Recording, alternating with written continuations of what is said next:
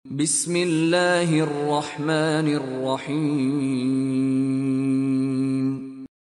Assalamualaikum warahmatullahi wabarakatuh. Semoga kita selalu dalam lindungan Allah Subhanahu wa Ta'ala dan semoga Allah memberkahi setiap langkah kita. Assalamualaikum warahmatullahi wabarakatuh. Alhamdulillah, selalu kita memuji Allah Subhanahu wa Ta'ala karena memang Ia telah memerintahkan kepada kita untuk memujinya dan menjanjikan bila kita memujinya akan diberikan segala kebutuhan kita.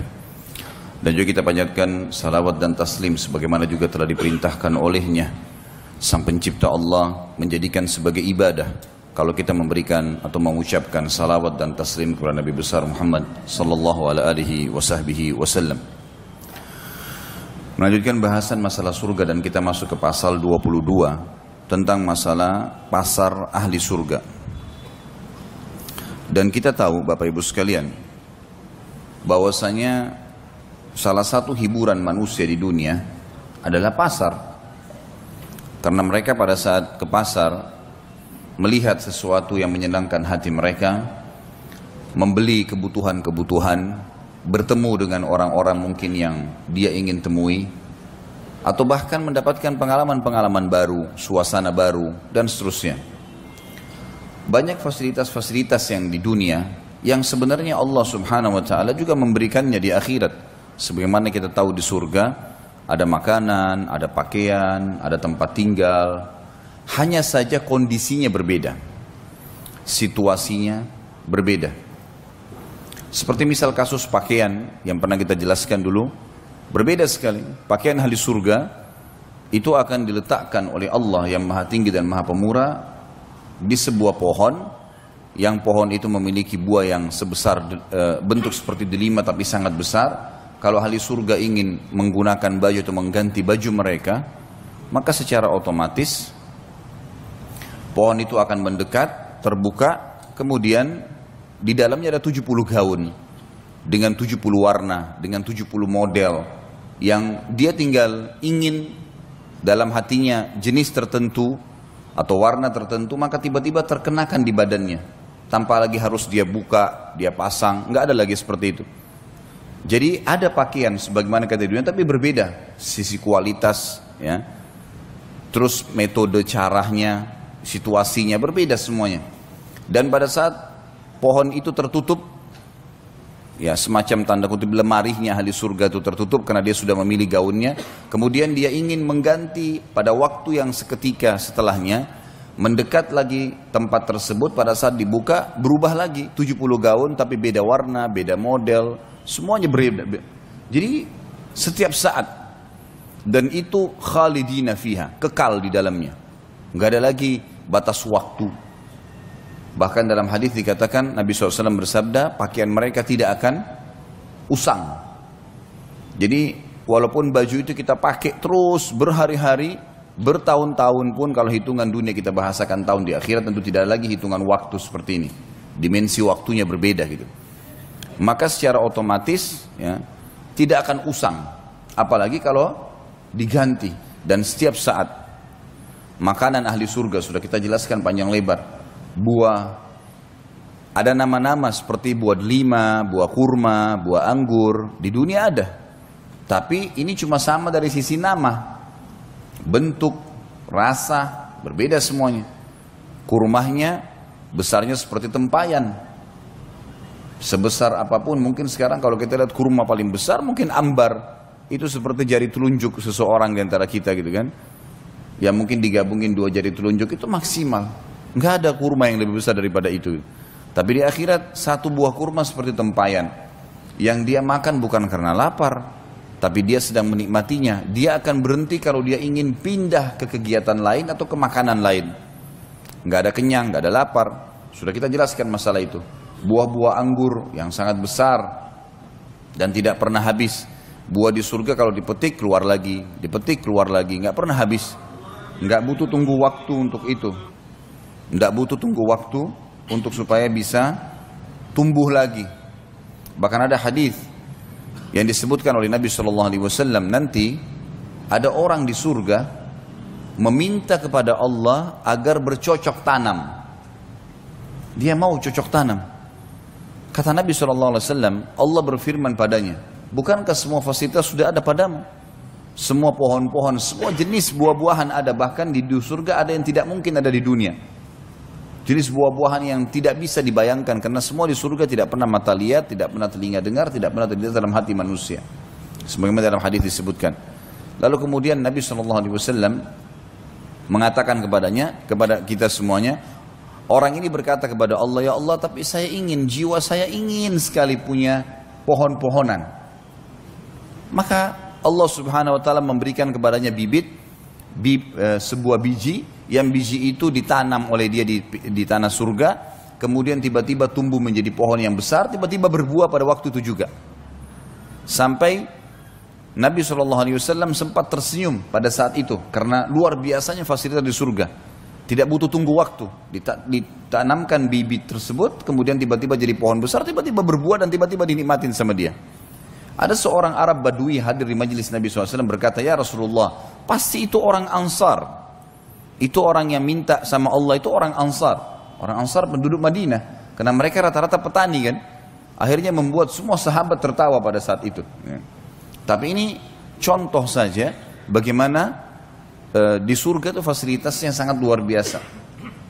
Batang-batang pohon yang sudah kita bahas pertemuan yang lalu. Semuanya batang pohon kita di dunia umumnya memiliki kulit yang keras atau mungkin pun kulitnya lembut seperti pisang misalnya, tetapi juga basah dan segala macam hal yang mungkin memiliki banyak hal yang membuat manusia tidak ingin memegangnya, ada getah dan seterusnya. Tapi kalau di surga batang pohonnya emas, sulit dibayangkan batang pohonnya emas tapi bisa berbuah, kuasa Allah Subhanahu wa taala, tidak ada yang mustahil, gitu kan? Dan kita tidak perlu heran hal-hal yang seperti ini teman-teman sekalian, karena Allah Maha Kuasa dan kita memang ini dasarnya manusia, anak Adam penghuni surga.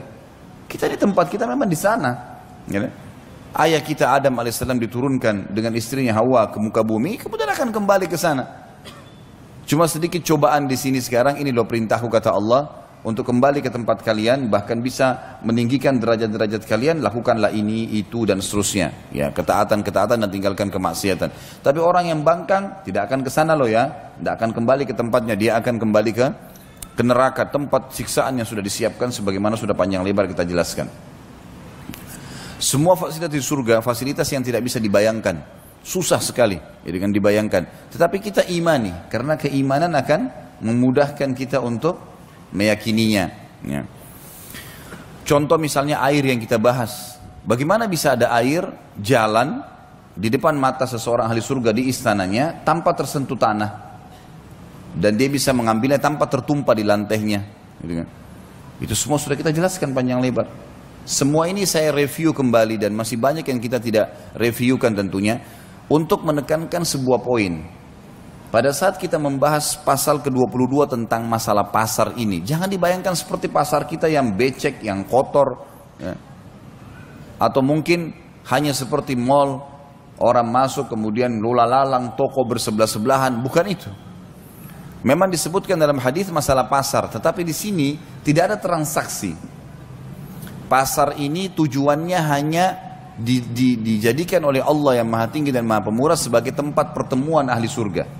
Dan umumnya ini didatangi oleh kaum laki-laki di surga. Kaum wanita mereka tinggal di istana. Inilah yang akan kita bacakan hadisnya. Hadis diriwayatkan oleh Imam Muslim. Anas bin Malik radhiyallahu anhu meriwayatkan sabda Rasulullah sallallahu alaihi wasallam, sesungguhnya di surga terdapat pasar. Mereka mendatangi pasar tersebut setiap Jumat. Lalu berhembuslah kepada mereka angin dari arah utara, dan hembusan angin tersebut mengenai wajah dan pakaian mereka sehingga mereka bertambah indah dan tampan. Ini jelas yang dimaksud adalah kaum laki-laki. Mereka bertemu, mereka keluar, mereka bertemu di situ. Kata sebagian ulama hadis maksudnya mereka saling kenalan ya, satu sama yang lain. Karena ada kaum-kaum sebelum kita yang beriman, kaumnya Nabi Nuh, kaumnya Nabi Shu'aib, kaumnya Nabi Saleh. Kita sama-sama di surga. Maka kita berkenalan sama mereka dan itu setiap Jumat. Tentu di surga sudah tidak lagi sholat Jumat, gitu kan. Tapi mereka bertemu. Satu-satunya ibadah yang tertinggal yang kita lakukan di dunia dan akan ada di surga adalah zikrullah. Karena kita selalu berzikir, bersyukur kepada Allah SWT pada saat itu. Kemudian mereka pulang menemui istri-istri mereka dalam keadaan semakin tampan dan mempesona. Berarti jelas ini kaum laki-laki ya. Karena para istri mereka menunggu di rumah atau di istananya. Melihat itu, istri-istri mereka berkata, demi Allah, engkau semakin bertambah indah dan mempesona setelah meninggalkan kami. Tadi baru keluar menuju ke pasar, kemudian sekarang balik, tambah tampan, berubah. Ya. Ini bukan karena pergi salon suaminya, ya. Kemudian baru cukur baru, ya. Enggak. Kadang-kadang orang kalau pergi salon cukur balik masih ada saja harus mandi gerak. Enggak ada, ini tiba-tiba sudah sangat sempurna. Gitu. Enggak ada lagi orang jelek di surga. Enggak ada lagi orang jelek. Dan sebagaimana juga sudah dijelaskan, salah satu ciri ahli surga adalah mereka memiliki kulit yang sangat bersih. Ya. Enggak ada lagi orang yang memiliki kulit yang kotor, yang gelap.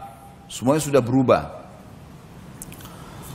Dan pada saat itu Allah yang maha tinggi dan maha pemurah juga menjadikan para istri di istana-istana mereka berubah juga tiba-tiba. Menjadi lebih cantik dan lebih mempesona dari sebelumnya. Karena para laki-laki penghuni surga berkata, demi Allah, engkau juga semakin bertambah indah dan mempesona setelah kepergian kami. Dan ini sekali lagi ya, tanpa melalui proses. Dalam arti kata, ya Allah SWT ubah. Menjadi tiba-tiba lebih tampan, lebih segar, ya, lebih bersih, lebih rapi. Ya. Semuanya tiba-tiba seperti itu. Dengan kuasa Allah Subhanahu Wa Taala. Karena memang surga tempat kenikmatan. Makanya Imam Ahmad rahimahullah mengatakan, tempat istirahatnya orang mukmin di surga. Dan bumi ini, dunia ini bukan untuk istirahat. Salah. Kalau ada orang mukmin terus berlihai-lihai, malas, tidak sholat malam, tidak baca Quran, tidak hadir majelis ilmu, tidak puasa, maka ini orang yang salah ini. Karena dia harus tahu perbuatan-perbuatan ini yang membuat dia nanti mendapat derajat yang tinggi di surga. Di sana saatnya istirahat. Ya. Sekarang kita bekerja, seperti kita lagi keluar pagi, bekerja ke kantor, kita ikut jalan macet, apalah segala macam rintangannya, suka dukanya, hujan, segala macam, bekerja capek, pulang malam istirahat di rumah. Rasionalnya begitu. Jadi memang saatnya kita bekerja. Ibu sekalian, jangan malas-malasan. Sholatlah, puasalah, ya, sedekahlah, zikirlah, bacalah Al-Quran, hafal Al-Quran itu. Jangan penyesalan nanti terakhir baru datang. Ini rugi sendiri kita nanti. Ya. Karena penyesalan nanti terakhir teman-teman sekalian. Walaupun orang masuk ke dalam surga disepakati oleh para ulama, tidak ada orang di surga menyesal. Karena nikmat yang paling rendah pun di surga sudah membuat mereka sangat puas. Tetapi perlu kita renungin, selama kita masih hidup di dunia dan kita punya peluang untuk meninggikan derajat kita, kenapa enggak? Kenapa tidak kita lakukan? Apa sih yang membuat tidak mau sholat duha, tidak mau sholat sunnah qobliyah, tidak mau sholat sunnah ba'diyah? Berapa lama dikerjakan? Dan itu kalau dinikmatin akan jadi nikmat itu. Sampai Nabi SAW mengatakan dalam hadits, innama ju'ila qurratu aini fis shalah. Allah telah menjadikan kenikmatan hidupku di sholat. Di atas segalanya sholat bagi dia. Sallallahu alaihi wasallam, dan kita pengikutnya harusnya kita mencontohi beliau. Salat itu nikmatin Bapak Ibu sekalian, dari takbir Allahu Akbar tenang, baca iftitahnya pelan, Al-Fatihah pelan, jadikan betul-betul sebuah pertemuan mulia antara kita dengan Sang Pencipta Allah. Tanda kutip di sini. Karena kita komunikasi dengan Allah Subhanahu wa taala dengan salat gitu kan. Karena salat itu memang doa. Ya, seseorang sedang menyampaikan, sedang komunikasi dengan Tuhannya. Dalam sebuah hadis sahih dikatakan kalau seorang hamba mengatakan Alhamdulillah, Allah menjawab dari langit, habadani abdi, hambaku memuji-muji saya. Memang ada respon. Kita kalau ruku kita mengatakan Subhana rabbiyal azim, maha suci Tuhanku yang maha agung. Sami Allahu liman hamida, Allah telah mendengar siapapun yang memujinya. Rabbana walakal hamd, segala puji bagimu wahai Tuhan kami. Sujud Subhana rabbiyal a'la, maha suci Tuhanku yang maha tinggi. Memang kita sedang komunikasi. Tahiyat at-tahiyatu lillah, semua ucapan baik yang kami ucapkan untuk Allah. Jadi semuanya memang komunikasi seorang hamba dengan Sang Pencipta Allah, maka harus nikmatin. Ya. Jangan bermalas-malasan. Malas ini adalah penyakit yang harus dijauhi dan tidak layak dipredikatkan atau bahkan melekat pada seseorang mukmin dan mukminah. Tidak boleh. Saatnya kita bekerja, gitu kan. Nanti di surga akan ada balasan yang membuat kita puas. Kata Allah dalam Al-Quran, "Falasawfa yarda." Semua orang-orang yang berbuat ketaatan itu nanti dia akan ridho, dia akan luar biasa puas. Bahkan ya, mereka berharap kalau bisa kembali ke dunia supaya mereka mengulangi amal-amal soleh dan memaksimalkannya. Ya, kemudian barulah mereka meninggal dunia. Para sahabat itu kalau sholat sampai disebutkan dalam riwayat seperti tiang, seperti batang pohon yang tidak bergerak. Walaupun sampai disengat, ada beberapa di antara mereka disengat dahinya oleh lebah, berdarah, nggak bergerak. Karena nikmatnya mereka sholat. Ada di antara mereka dikena anak panah, berdarah, tidak bergerak. Gitu. Bagaimana dengan kita? Kadang-kadang cuma karena gerah sedikit, nggak mau sholat malam. Digigit semut, sudah berhenti, konsentrasinya buyar semua. Gitu. Yang lebih besar Anda atau semut? Hah? Lebih besar kita kan? Digigit ia sakit, ya sabarlah. Gitu. Kecuali kalau kita lagi tidak sholat. Kalau lagi tidak sholat mungkin lain. Kita bisa memindahkan dia, tapi kalau lagi sholat. Terus kemudian gara-gara itu syaitan tunggangi satu ekor semut untuk supaya kita tidak khusyuk sampai salam, ini bagaimana? Kehilangan banyak pahala. Gitu kan? Makanya semua tempat, lokasi kita sholat memang sudah dibersihkan, diamankan. Kemudian baru kita sholat. Karena termasuk tambahan dan adab dalam bab sholat, kalau seseorang itu memperindah dan menambah kenyamanan tempat-tempat ibadahnya. Sejadahnya sudah bersih, mukenanya sudah bersih, sudah dibubuhi minyak wangi, kemudian segala macam hal yang merupakan masuk dalam bab adab. Itu nanti akan kita bahas insya Allah setelah selesai, karena bahasan kita tentang surga hari ini selesai ya. Insya Allah pertemuan akan datang kita akan masuk kembali ke kitab Minhajul Muslim. Kita akan lanjutkan bahasan kita, karena ini sebenarnya bahasan buku Rasulullah SAW cerita surga dan neraka ini pelengkap dari bahasan Minhajul Muslim. Pada saat kita bahas tanda-tanda hari kiamat, mahsyar, juga tentang kematian dan nikmat dan azab kubur, di Minhajul Muslim tidak disebutkan surga dan neraka. Makanya kita pindah ke buku ini. Dan ini pasal terakhir kita dalam masalah surga dan neraka ini. Dan saya tetap berharap Bapak Ibu sekalian, buku ini harus selalu dijadikan sebagai rujukan untuk dibaca. Bukan hanya pada saat kita taklim saja. Sebelum tidur review lagi kembali, baca tentang neraka, atau merasa futur. Futur itu kayak orang yang lemah lagi imannya. Buka buku ini, baca tentang neraka, baca tentang surga, janji-janji Allah, itu sangat bagus ya. Sangat bagus, sangat membantu kita sebenarnya untuk kembali mengingat akhirat. Karena beriman tentang akhirat ini sangat besar manfaatnya. Luar biasa. Orang kalau mendahulukan akhirat dan selalu tahu kalau akan ada alam akhirat sana, dia buka matanya sehingga melihat realita memang dunia akan kita tinggalkan. Karena sehebat apapun seseorang, sekuat apapun fisiknya, sesehat apapun dia, setinggi apapun jabatannya, tetap mati gitu. Itu faktanya, itu nggak bisa kita bohong, nggak bisa didustakan itu. Gitu kan? Dan semua yang kita kerjakan, sebagaimana ada hidup dan mati, akan ada hisab di sana, ada surga dan neraka gitu.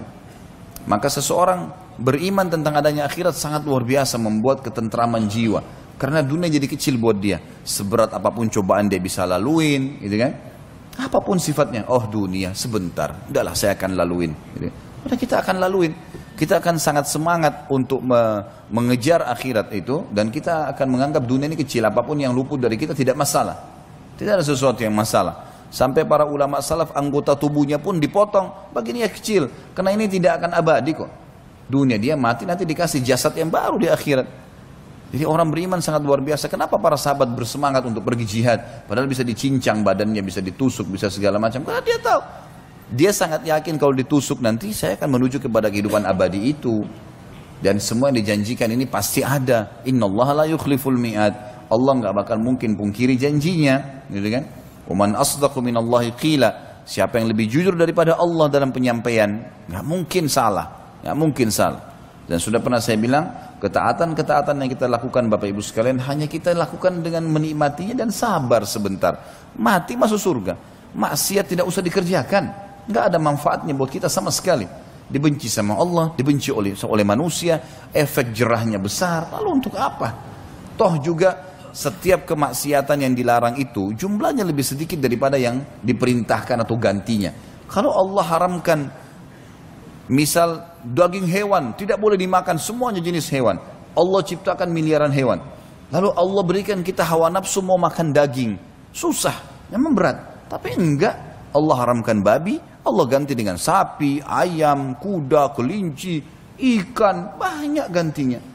Lalu untuk apa kepada yang haram yang sedikit itu untuk apa? Khamr dilarang. Baik, ada gantinya susu, sirup, madu, banyak gantinya. Terus kenapa harus nyorot yang sedikit itu? Gitu.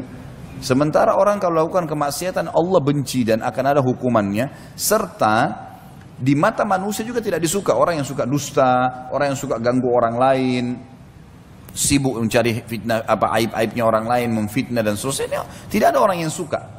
Kalau ada orang yang mendekat pun itu karena ada masalah dunia. Coba kalau seandainya dia sudah bangkrut atau dia sudah tidak punya jabatan, orang semua menjauh dari dia. Tapi orang beriman, subhanallah, ada harta nggak ada harta, kalau dia orang soleh atau soleh, orang suka. Oh si fulan, oh itu masya Allah tuh orang soleh, orang suka. Allah SWT berikan fitrahnya begitu. Sabar, sabar sedikit. Dan pernah saya jelaskan sabar itu dalam 3 hal. Sabar dalam mengerjakan ketaatan kepada Allah. Memang butuh sabar. Hadir di majelis ilmu duduk 2 jam, 3 jam, sabar memang. Tapi efeknya kan besar. Gitu kan?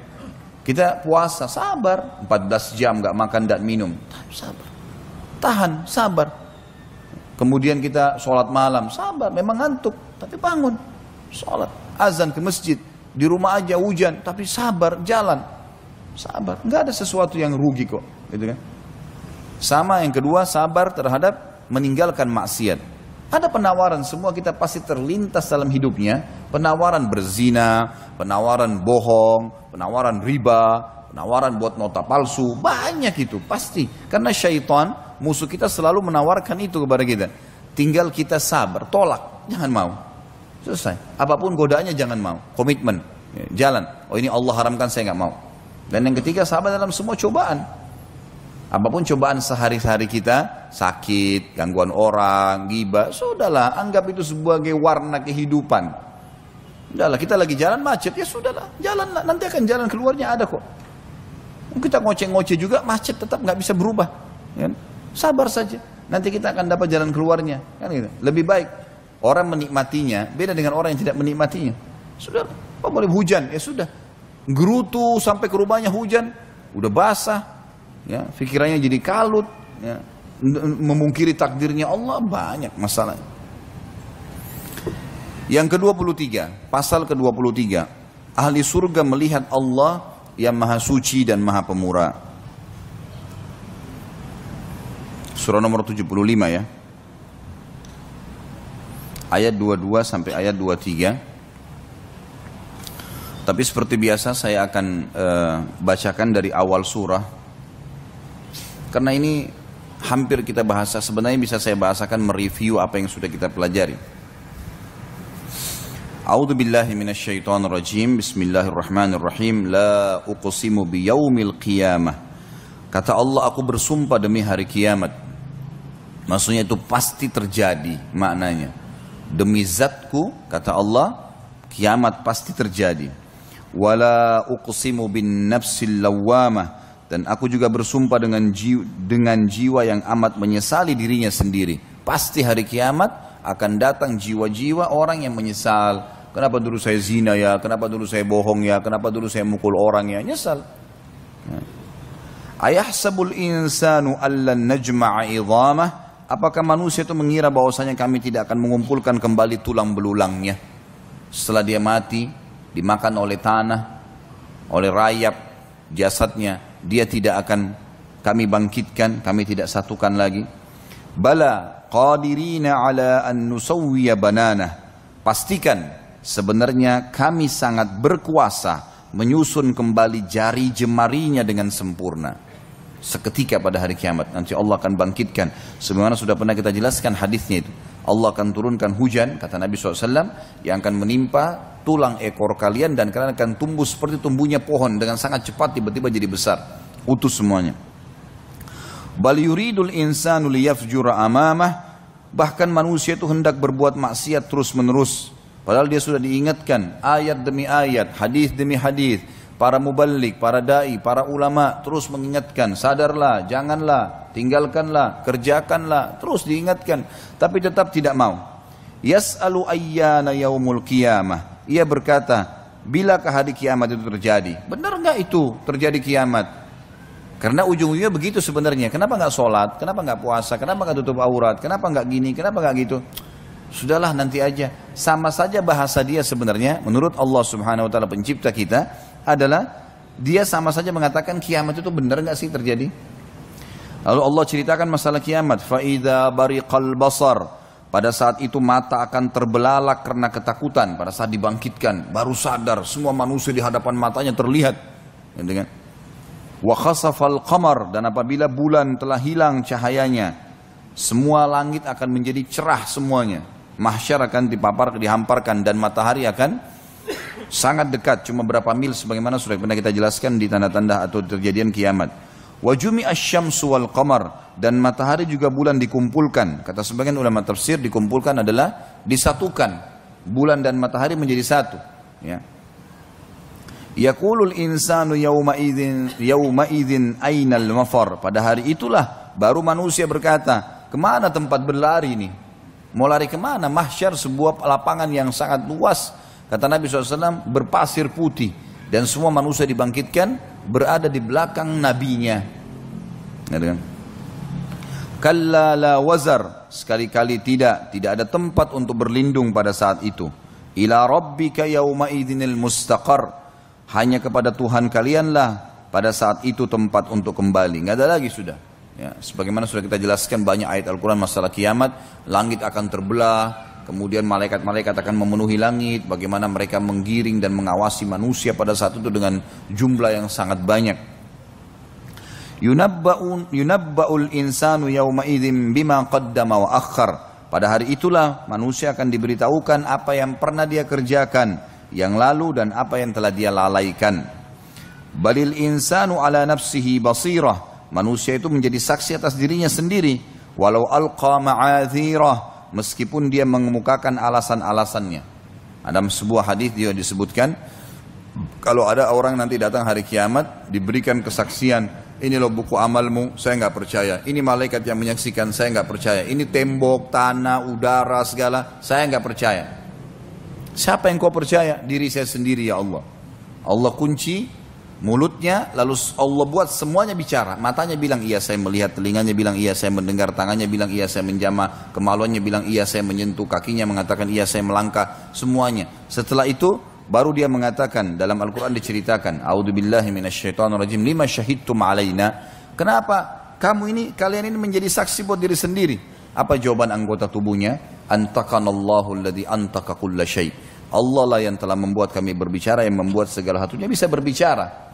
Jadi jangan bodoh teman-teman sekalian. Jangan kita selalu bodoh menganggap kalau mata kita lihat haram, oh berarti saya tidak ada yang tahu, cuma saya sendiri. Nah, gimana cara? Mata itu fasilitas yang Allah kasih, ya kan? Telinga itu fasilitas yang Allah kasih, dan dia sebenarnya kalau bukan karena Allah sudah tundukkan dan dia bisa bicara, dia akan menghardik kita. Gitu. Kau salah gunakan saya nih, kau akan membuat saya disiksa nanti oleh Allah. Sama dengan sebagian ulama mengatakan makanan dan minuman kalau bisa berbicara, maka dia akan mengatakan kalau orang mukmin, saya berterima kasih, saya bersyukur sama Allah karena saya menjadi bagian dari tubuhmu. Dan kalau dia orang kafir atau fasik, karena sudah terlanjur Allah tundukkan makanan dan minuman itu buat kita, akan berkata, kalau bukan karena takdirnya Allah, saya nggak sudi menjadi bagian tubuhmu. Jangan konyol teman-teman sekalian. Semua anggota tubuh ini tidak ada andil kita sedikit pun di sepotong kulit kita, di satu lembar bulu alis kita. Apa andil kita di situ? Ada sesuatu di gigi kita. Kita cuma tahu pakai sebagai fasilitas. Bagaimana kita tidak sadari kalau ini ada pemiliknya? Hah? Apa andilnya Bapak Ibu sekalian di bulu mata kita satu lembar, di satu lembar rambut kita? Gak ada sama sekali. Kita sama sekali gak ada. Orang cuma pakai fasilitas, seperti mobil sudah siap tinggal starter jalan. Bagaimana kita nggak menyadari kalau itu ada pemiliknya? Allah Subhanahu Wa Taala akan memang diminta pertanggungjawaban. Gunakan pada yang diinginkan oleh Sang Pencipta Allah, maka akan aman. Lanjutannya, la tuharrik bihi lisanaka lita'jala bih. Janganlah kamu menggerakkan lidahmu untuk membaca Al-Quran karena hendak cepat-cepat menguasainya. Jadi kalau kamu baca Al-Quran, pelajari dalam majelis ilmu, jangan buru-buru selesai. Renungin supaya jadi panduan hidup, difahami. Itu kata Allah. Inna alaina jam'ahu wa qur'ana. Sesungguhnya tanggung jawab kamilah mengumpulkannya di dalam dadamu hai Muhammad, dan juga orang-orang yang berusaha untuk menghafalnya. Sekarang Bapak Ibu kalau saya sampaikan, saya cuma bicara. Siapa saja di antara Anda kan bisa lakukan hal yang sama. Datang, bicara, selesai, baca bukunya, sampaikan. Gitu. Tapi yang membuat masuk ke dalam hati setiap orang di antara kita, termasuk saya sendiri sebagai yang menyampaikan ini, adalah Allah Subhanahu Wa Taala. Kami yang menanamkan itu dalam hati-hati kalian dan membuat kalian pandai membacanya. Apa yang kita lakukan sebenarnya? Dari mana Bapak Ibu bisa tahu rangkaian kalimat ini? Pasal 23, ahli surga melihat Allah. Hah? Kita bisa melihat dari mana, kita bisa membaca dari mana, kita bisa menyusun kalimat ini sehingga terbentuk kalimat bagaimana, gitu kan? Sampai banyak dalam ayat Al-Quran diceritakan, waqtilafi alsinatikum wa alwanikum, di perbedaan kalimat-kalimat kalian, bahasa-bahasa kalian, dan warna kulit kalian, postur tubuh kalian, ada tanda-tanda kebesaran kami. Faidha qara'nahu fattabi' qur'ana, apabila kami telah selesai membacakannya maka ikutilah bacaan tersebut. Maksudnya kata ulama tafsir, kalau ada yang sedang membacakan Al-Quran di hadapan kita, seperti kita membahas sekarang dalam majelis ilmu, atau ada orang sedang membaca dengan terjemahannya, maka dengarkan baik-baik, ambil ilmu di situ. Thumma inna alaina bayana, kemudian nanti kami menjadi tanggung jawab kami penjelasannya. Kami akan jelaskan itu. Kamu nggak usah khawatir, tinggal belajar, akan sampai nanti pemahamannya ke dalam hatimu. Mudah. Kalla bal tuhibbunal ajila, tapi sayangnya kalian selalu lebih mencintai dunia, wa tadarunal akhirah, dan kalian meninggalkan kehidupan akhirat yang abadi dan kekal. Wujuhun yawma idzin nadhirah, wajah-wajah orang mukmin pada hari itu berseri-seri, gembira, karena hanya patuh saja, hanya beribadah dengan kenikmatannya. Orang beriman juga pakai mobil, alhamdulillah. Orang beriman juga punya rumah. Orang beriman juga makan dan minum. Orang beriman juga istirahat. Kalau orang beriman itu susah semuanya, itu mungkin lain. Enak kok, nikmat. Ila rabbiha nadhirah, kepada Tuhannya lah mereka akan melihat nanti. Dan ini saksi bahasan kita sebenarnya. Ayat 23, 24, 22 sampai 23 dalam buku kita ini. Artinya salah satu fasilitas di surga nanti adalah kita melihat wajahnya Allah yang mulia. Wujuhun yawma idzin basirah, dan wajah-wajah orang kafir, orang fasik pada hari itu muram, gelap, ketakutan. Tadhunnu an yuf'ala biha faqirah, mereka yakin bahwasanya mereka akan ditimpahkan malapetaka yang amat dahsyat. Karena mereka sudah saksikan orang teriak, orang dilemparkan ke api neraka, gemuruh api neraka yang sangat besar. Sebagaimana sudah kita jelaskan semua di bab masalah neraka, masalah itu. Kalla idza balakatit taraqi, sekali-kali jangan apabila nafas seseorang, jangan tunggu maksudnya. Sekali-kali jangan kalian tunggu pada saat nafas seseorang telah mendesak sampai ke kerongkongan. Kalau sudah mati, malaikat maut sudah datang lagi proses penarikan, baru mau nyesal. Saya sudah bilang fakta depan mata pasti mati. Dan orang teman-teman sekalian tidak tunggu ruangan ICU baru mati. Ya? Coba di sini yang sudah tahu rumah sakit, atau mungkin ada teman-teman kita dokter, berapa ruangan ICU di rumah sakit? 2, 3? Ada rumah sakit punya 10 ruangan ICU? Kenapa jumlahnya sedikit? Berarti orang yang masuk ICU sedikit. Lebih banyak orang yang di luar rumah sakit kan? Jadi jangan mengkhayal nanti saya masuk ICU baru mati. Enggak. Lebih banyak orang mati yang tidak masuk ICU. Banyak. Orang yang lagi cangkul sawahnya, orang yang lagi jalan. Ada orang keluar naik bus, satu bus jatuh di jurang, mati seketika, sehat semua. Enggak ada hubungan sama ICU itu. Jadi nanti berpikir, oh kalau ada kerabatnya masuk rumah sakit, lagi jenguk orang sakit, oh nanti kalau saya seperti ini baru saya mati. Enggak. Bisa saja kita lebih dulu mati daripada orang yang di ICU itu. Jangan terlalu banyak mengkhayal nih. Coba menutup mata kita dan hati kita dari realita lapangan. Ini nggak bisa nih. Jangan bohongi diri sendiri. Itu upaya syaitan mengelabui kita. Fakta ada Bapak Ibu sekalian. Hati-hati. Kata Allah SWT, kalla idza balagatit taraqiyah. Jangan sampai tunggu kalau kerongkongan sudah terdesak dengan nafas, ditarik ruhnya. Wakila marraq, dan dikatakan kepadanya, siapa yang dapat menyembuhkanmu? Ada yang bisa tolong kau sekarang? Malaikat akan bilang sama dia. Wa dhanna annahu al-firaq, dan dia yakin pada saat itu dia akan berpisah dengan dunia. Dia sudah tahu dia akan mati. Wal taffatis saqu bis-saq, dan akan bertaut betis kiri dan betis kanan. Kata sebagian ulama tafsir, dimaksud adalah kalau malaikat maut sudah mencabut ruh, karena tegangnya dia, maka kedua betisnya akan menjadi tegang, ya, mengeras.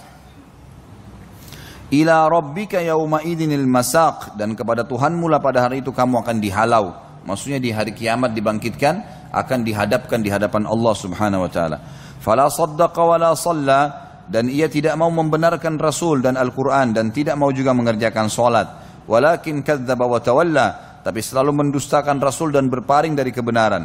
Tsumma dzahaba ila ahlihi yatamatta, kemudian ia pergi kepada keluarganya dengan berlagak dan sombong. Kalau diingatkan, kenapa nggak sholat, kenapa nggak gini, ya nggak usah, tuh gampang, sombong, ya. Aula laka fa'aula, kecelakaan bagimu hai orang-orang kafir dan orang fasik, dan kecelakaan bagimu nanti.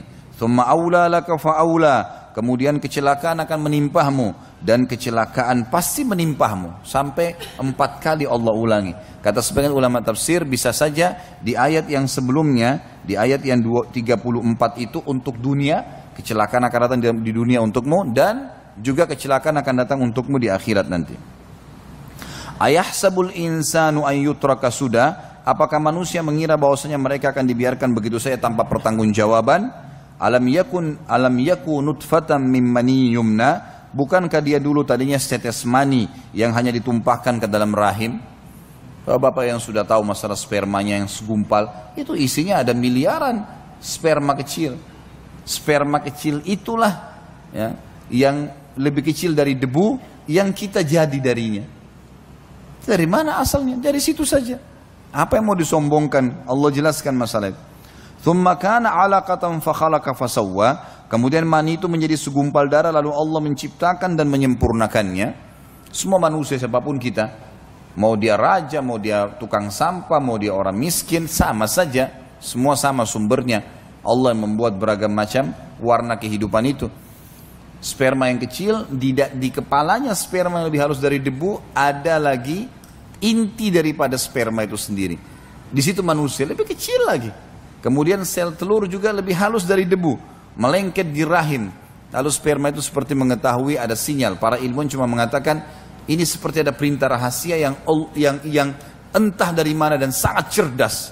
Sehingga sperma bisa mengetahui di mana sel telur, kemudian berubah. Pada saat bertemu, ekornya sperma akan tercabut, karena kalau tidak dia akan merusak sel telur tersebut. Kemudian yang masuk cuma bagian kepala dan membuka sehingga inti sperma masuk, dan mulailah menjadi bergerak sel hidup. Kemudian mulai bergerak menjadi gumpalan darah, kata Allah. Tsumma kana 'alaqa, 'alaqa ini lebih tepatnya adalah benda yang melekat dan sangat kuat. Karena begitu sperma sudah menemui sel telur, dia akan melekat sangat kuat, gitu. Sangat kuat di dinding rahim. Faja'ala minhu az-zawjaini adh-dzakara wal untha, dan Allah menjadikan dari kejadian seperti itu pasangan laki-laki dan perempuan. Lahir anak perempuan, lahir anak laki-laki, lalu kemudian Allah nanti pertemukan mereka dengan rasa suka, menikah, punya keturunan lagi, begitu terus Allah jadikan ciptaannya. Apa yang kira-kira membuat kita masih memungkiri semua ini? Jelas ada penciptanya. Gitu. Kira-kira setelah bahasan-bahasan seperti ini, apalagi yang membuat kita ragu, apalagi yang membuat kita tidak mau beriman? Padahal tinggal mudah, orang beriman itu dimanja loh sama Allah. Tinggal bangun tidur, kerjakan yang diperintahkan, dapat fasilitasnya, selesai, mudah sekali. Dan syaitan itu mudah untuk dilawan, dia gejolakkan, tolak, selesai urusan. Kita kalau mau azan, mau ke masjid, lalu syaitan bisikin, nanti aja, di rumah aja. Enggak, saya nggak mau. Terus syaitannya bisa menjelma, mau cekik kita, jangan kau ke masjid. Nggak bisa buat apa-apa. Kamu berzina itu begini, itu cantik, itu gagah gini. Enggak, saya nggak mau. Semua jadi apa syaitannya? Mau ngapain? Narik celana kita? Enggak. Nggak bisa buat apa-apa kok. Gampang kan? Tinggal tolak, selesai. Dan menolak maksiat ada pahalanya. Mengerjakan ketaatan ada pahala, meninggalkan dan menolak dosa ada pahalanya. Ibadah. Kata Allah Subhanahu wa taala di ayat terakhir, ayat 40, "Alaisa dzalika biqadirin ala an yuhyiyal mauta." Bukankah Allah yang sudah menceritakan dan memperkenalkan dirinya tadi semua, dia yang menciptakan ini, dia yang menciptakan itu, dia yang begini, dia yang begitu, semua disebutkan. Itu mampu, ya, untuk menghidupkan sesuatu yang mati. Jelas semuanya. Ya. Baik. Itu dari surah Al-Qiyamah, 40 ayat kita bacakan karena memang Sangat berhubungan dengan bahasan kita sebenarnya, tapi saksi bahasan kalau orang-orang beriman di surga akan melihat Tuhannya. Dan ini nikmat terbesar di surga. Kita dengarkan penyampaian baginda Nabi SAW dalam hadis Bukhari Muslim. Abu Hurairah radhiyallahu anhu menceritakan, sahabat pernah bertanya, wahai Rasulullah, apakah kita akan melihat Rabb kita pada hari kiamat? Atau apakah kami akan melihat Rabb kami pada hari kiamat? Maka Rasulullah SAW balik bertanya, apakah kalian kesulitan melihat bulan pada bulan purnama? Kalau pertengahan bulan tanggal 13, 14, 15 biasanya kita puasa Iyamul Bid, itu pasti kejadiannya bulan purnama, pasti. Bulan sangat besar, warnanya kekuning-kuningan, indah untuk dilihat. Kata Nabi SAW, kalian kesulitan gak lihat bulan pada saat itu? Maka para sahabat, tidak. Jelas sekali kok. Lalu beliau SAW, utusan Allah menyampaikan kepada kita semua, apakah kalian kesulitan melihat matahari yang tidak diliputi awan? Kalau ada matahari sekarang kayak terang sekali, gak ada awan yang menutupinya. Apa kesulitan untuk melihatnya? Maka jawaban para sahabat, tidak. Beliau menjawab, maka kalian akan melihatnya seperti itu juga. Kita akan jelas melihat Allah Subhanahu wa taala pada hari kiamat. Di dalam hadis yang lain riwayat Imam Muslim, Syuhaib radhiyallahu anhu menuturkan Rasulullah sallallahu alaihi wasallam bersabda, "Idza dakhala ahlul jannah yaqulu Allahu azza wa jalla, turiduna syai'an azidukum?" Fayaqulun, "Alam tubayyid wujuhana? Alam tudkhilnal jannata wa tunajjina minan nar?" Qala fayakshiful hijab. فما أُؤْتُوا شيئا أحب إليهم من النظر إلى ربهم ثم تلا هذه الآية للذين أحسنوا الحسنى وزيادة. Jika ahli surga sudah masuk ke dalam surga, semoga insyaallah kita termasuk, maka Allah yang maha tinggi dan maha pemurah akan bertanya kepada ahli surga, apakah kalian menginginkan sesuatu sehingga aku menambahkannya untuk kalian? Ada makna hadis yang lain, ada hadis yang serupa yang mirip dengan riwayat ini berbunyi, pada saat ahli surga sudah semuanya masuk ke dalam surga termasuk penghuni surga terakhir dari neraka. Jadi akan ada orang-orang mukmin namanya usatul mukminin, orang mukmin yang bermaksiat tapi tidak sempat taubat, timbangan amalnya nanti hari kiamat dosanya lebih berat, maka dia masuk ke neraka dulu disiksa, gitu kan? Nah, orang-orang seperti ini nanti akan dikeluarkan semua. Kalau sudah keluar, ini Allahu alam berapa ribu tahun nih disiksa di neraka, karena dosanya banyak, gitu kan? Baik, kalau semuanya sudah keluar, ahli neraka, ahli surga pun dari neraka sudah keluar semuanya, di neraka tinggal orang yang kekal, orang munafik, orang musyrik, orang kafir. Tiga ini pasti kekal di dalamnya. Baik, mereka sudah keluar semua, maka Allah yang maha tinggi dan maha purah mengumpulkan ahli surga lalu bertanya, apakah kalian sudah puas dengan apa yang aku berikan? Kata para ahli surga, ya Allah, nikmat apa lagi yang kami inginkan setelah engkau menyelamatkan kami dari neraka dan kami masuk ke dalam surga. Ini riwayat lain tentunya ya. Kalau riwayat kita di sini dikatakan, jika ahli surga telah masuk ke dalam surga, bisa masuk semakna dengan hadis tadi yang kedua yang saya sebutkan. Semua ahli surga walaupun yang lewat neraka dulu sudah masuk semuanya ke dalam surga. Maka Allah bertanya kepada mereka semua secara serentak. Makna yang lain yang saya ingin titik beratkan Bapak Ibu sekalian adalah, berarti ahli surga di dalam surga sendiri yang sudah masuk dari awal, ini sudah lama menikmati fasilitas. Sudah lama. Karena menunggu orang-orang yang masuk ke neraka dulu tadi yang disiksa, kemudian dibersihkan lalu dikeluarkan, baru Allah subhanahu wa ta'ala mengumpulkan. Karena ini nikmat yang puncak yang Allah akan kasih, tapi akan merata, semua penghuni surga akan mendapatkannya, termasuk yang lewat ke neraka dulu, gitu kan? Lalu ditanyakan, apakah kalian menginginkan aku menambahkan untuk kalian? Mereka menjawab, bukankah engkau telah memutihkan wajah kami? Dan ini yang disebutkan dalam ayat Al-Quran dan juga hadis Nabi SAW, bahwasanya orang-orang beriman nanti hari kiamat akan diwajahkan, akan diputihkan wajah mereka. Ada hadis yang lain, ada hadis yang berbunyi bahwasanya akan keluar cahaya yang terang dari tempat-tempat uduk umatku, gitu kan? Bukankah engkau telah memutihkan wajah kami? Maknanya mengeluarkan cahaya darinya.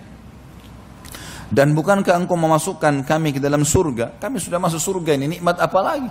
Semuanya abadi, semuanya tidak pernah habis, semuanya kenikmatan. Dan semua sifat buruk seperti jenuh, bosan, dendam, iri, habis semua, nggak ada ini. Jadi sudah diangkat oleh Allah Subhanahu wa ta'ala, nggak ada lagi rasa itu.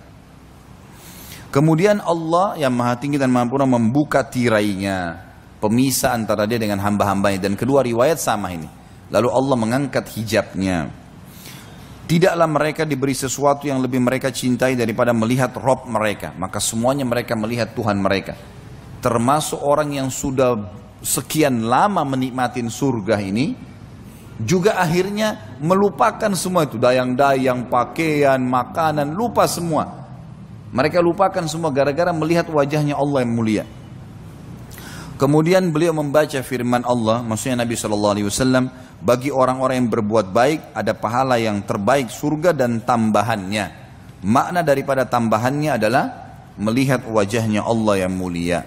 Di dalam hadis yang kedua tadi yang saya sebutkan, penutupan hadisnya berbunyi kata Nabi SAW, tentu di buku kita tidak ada itu ya.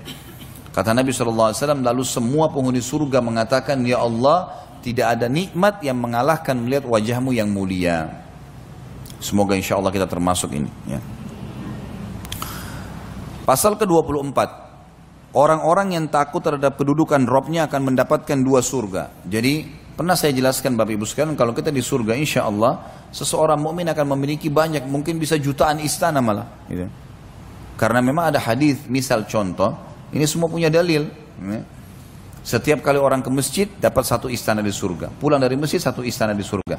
Kalau kita sholat lengkap subuh, duhur, asar, maghrib, isya, 5 waktu sholat, terutama bapak-bapak ini ke masjid, kita punya 10 istana di surga.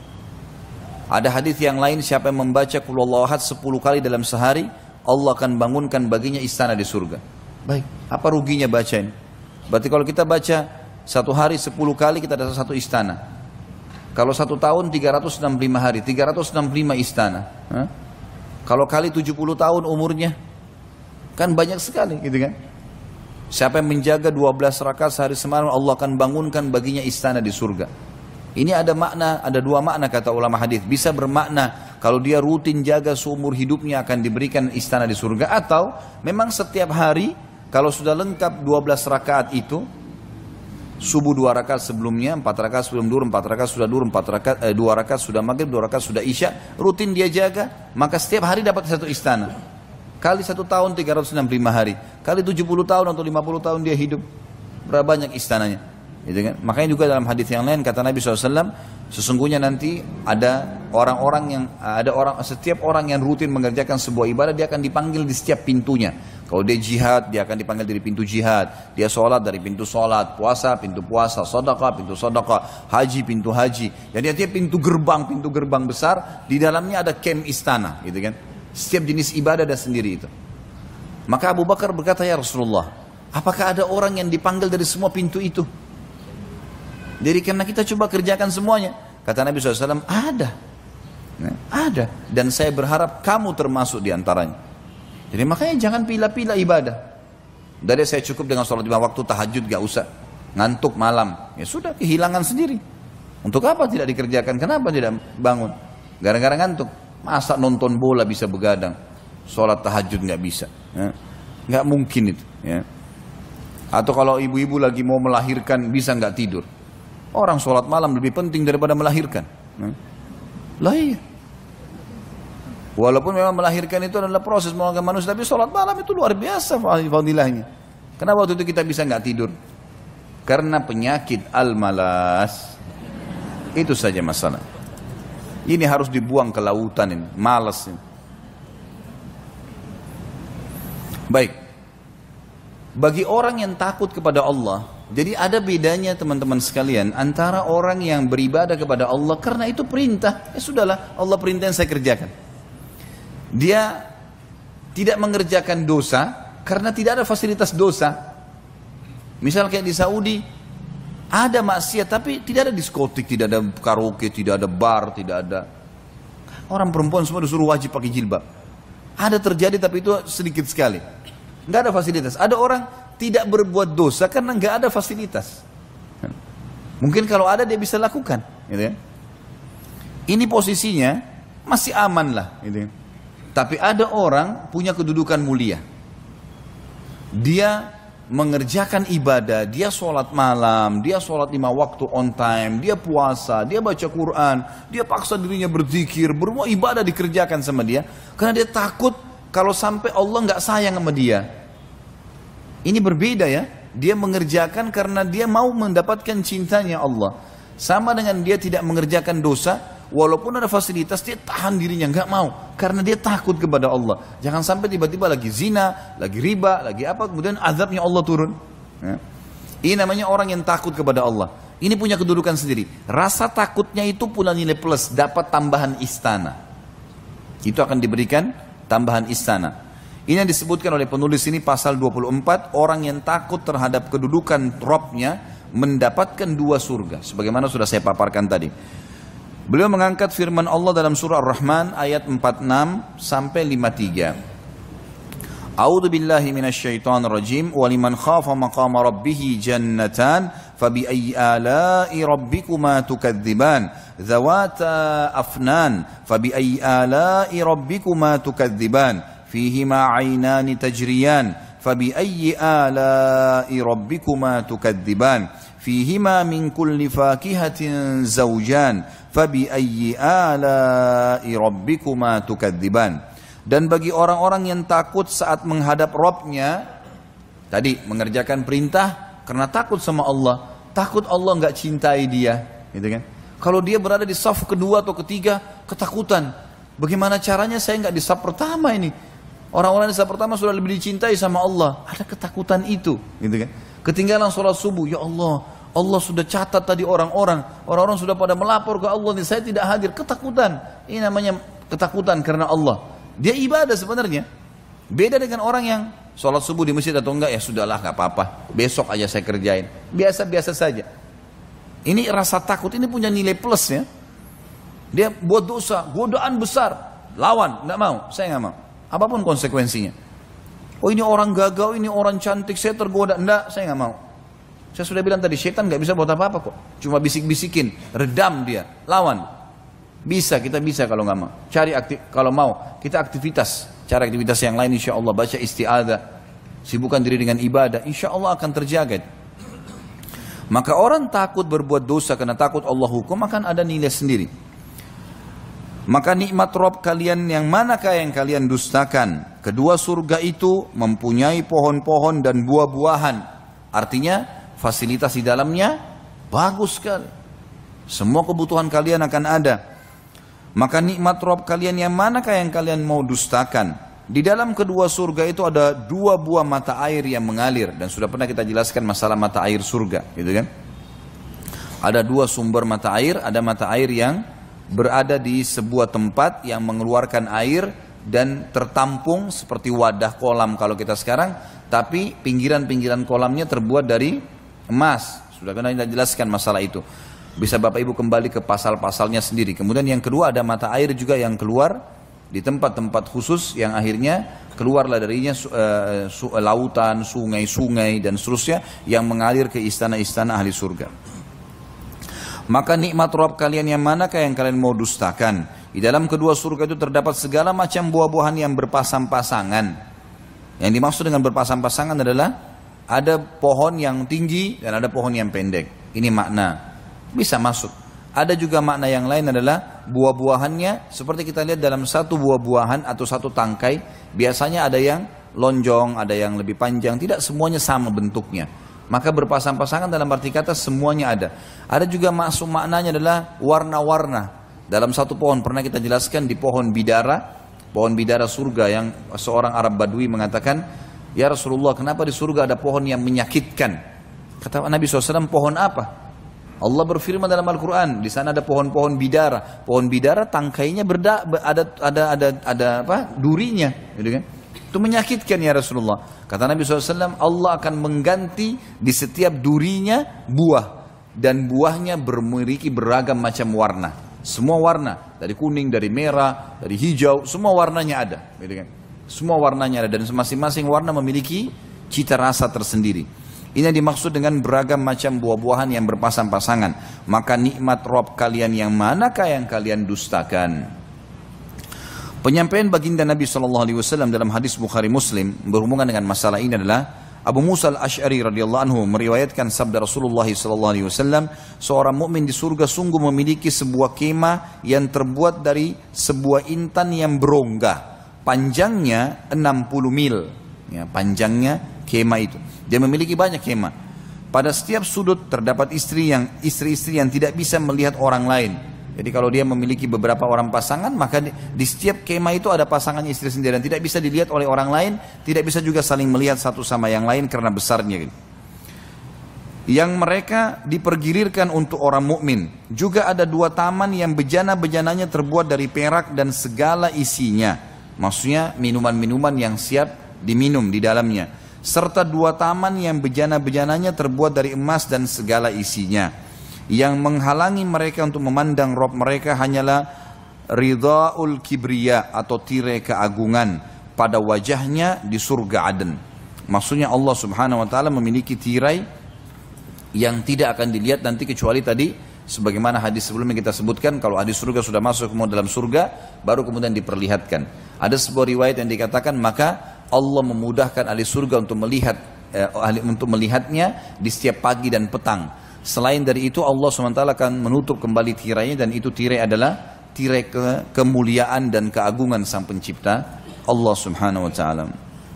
Pasal 25. Dan tentu bahasan kita ini sampai pasal 30-an ya kalau tidak salah ya. Ya, pasal 30 nanti. Pasal 25 tinggi postur seorang mukmin di surga. Ini sudah pernah kita jelaskan tentunya, tapi saya sebutkan kembali hadis Bukhari Muslim. Abu Hurairah radhiyallahu anhu meriwayatkan sabda Rasulullah sallallahu alaihi wasallam, Allah menciptakan Adam menurut bentuknya tingginya 60 hasta. Ketika dia menciptakannya, dia berkata kepadanya, pergilah lalu ucapkanlah salam kepada golongan itu, yakni para malaikat. Lalu dengarlah salam penghormatan mereka kepadamu. Karena itu salam penghormatanmu dan salam penghormatan anak keturunanmu. Nabi SAW melanjutkan, lalu ia pergi lantas mengucapkan Assalamualaikum, keselamatan untuk kalian. Mereka menjawab, Assalamualaikum warahmatullah.